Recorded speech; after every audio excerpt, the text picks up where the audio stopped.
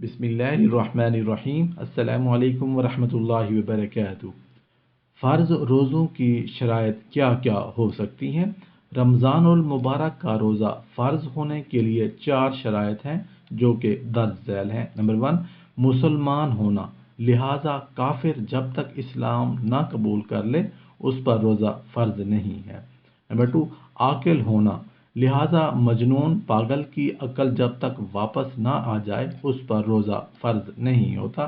Number 3، بالغ ہونا، لہذا بچہ جب تک بالغ نہ ہو جائے اس پر روزہ فرض نہیں ہوتا، البتہ اگر وہ روزہ رکھنے کی طاقت رکھتا ہے تو عادت ڈالنے کے لیے اس سے روزہ رکھوایا جا سکتا ہے۔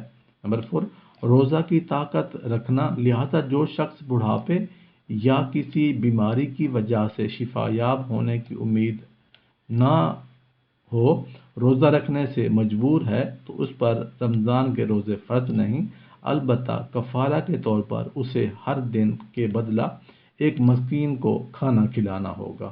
اللہ پاک عمل کرنے کی توفیق عطا فرمائے۔